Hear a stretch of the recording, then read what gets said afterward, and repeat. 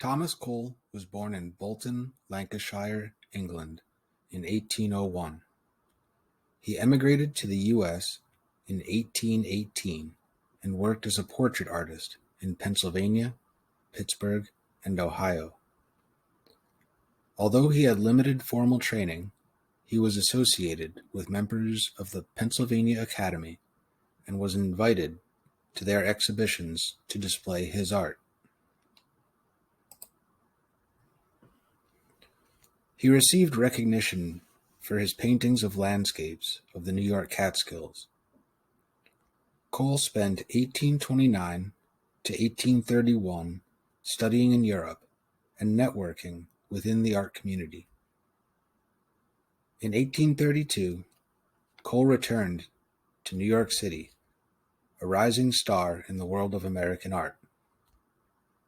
He established a studio in the Catskills and met Luman Reed, the owner of a private art gallery, for whom Cole would produce his most famous series, The Course of Empire.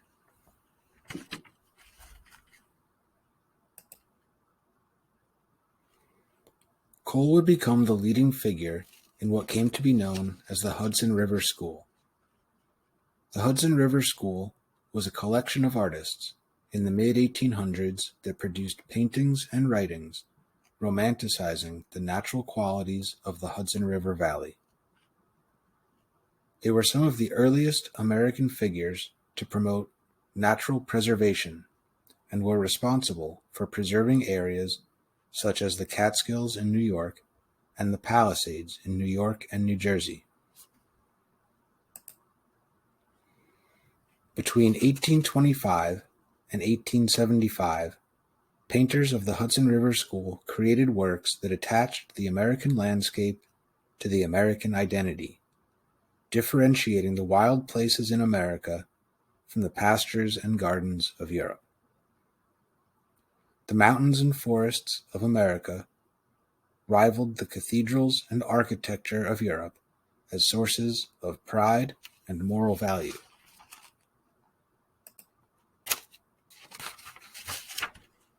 Many artists in the Hudson River School practiced in plein air painting, paintings derived from direct observation of nature. They incorporated elements of civilization and trade in their paintings, not only elevating the art of landscape painting, but creating the first-hand documentation of American progress. Cole, through his paintings and writings, emphasized the beauty and grandeur of the American landscape. He would sometimes omit man-made structures and paint what he imagined the landscape looked like before it was altered. In a time when progress was synonymous with taming nature, he presented the unaltered qualities of nature as a treasure unique to America that ought to be preserved. He expressed these ideas in his essay on American scenery while he was working on The Course of Empire in the mid-1830s. Cole was witnessing the effects of the Industrial Revolution and the aftermath of the French Revolution, a simultaneous overthrow of ancient systems of culture and ecology.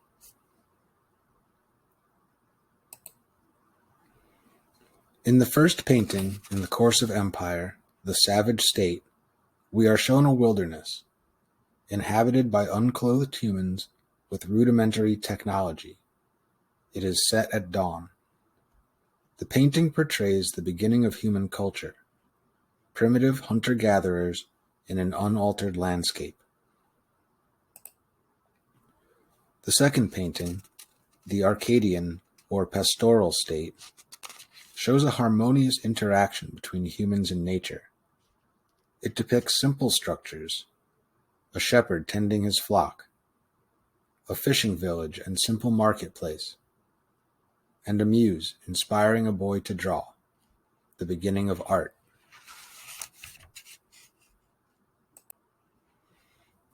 The first and second paintings are set at dawn and early morning. The third, The Consummation of Empire, is set at midday. The landscape has been altered beyond recognition. We behold a city at the height of wealth and power, with an army accompanied by slaves. Depicting the pinnacle of society, it is reminiscent of Rome at its peak, with its fall looming in the future. According to Cole, the fourth painting, Destruction, needed little explanation.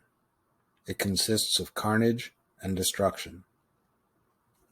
An invading force has put the city to the torch. Women are being chased through the streets.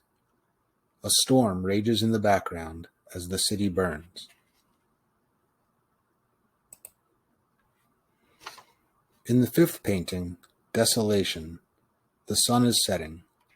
The city has collapsed and its ruins are being retaken by nature. While the inhabitants of the landscape are gone, the painting shows that the natural features of the place that existed in the beginning have outlived the human society that occupied it.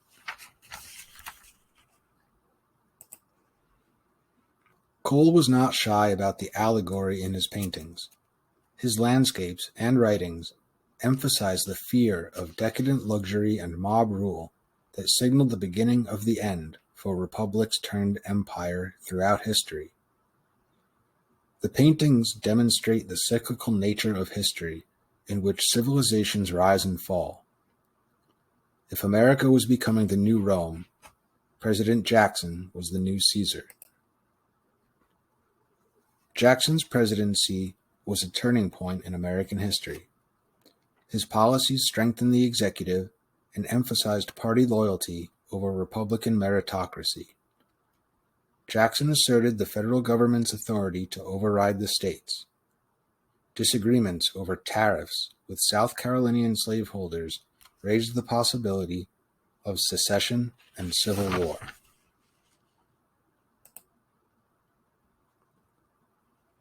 Cole would continue to paint and comment on American culture until his death in 1848. He incorporated the cyclical theory of history into his works. The history of Rome was familiar to Americans of the time, and there are parallels between the U.S. and Rome before its fall.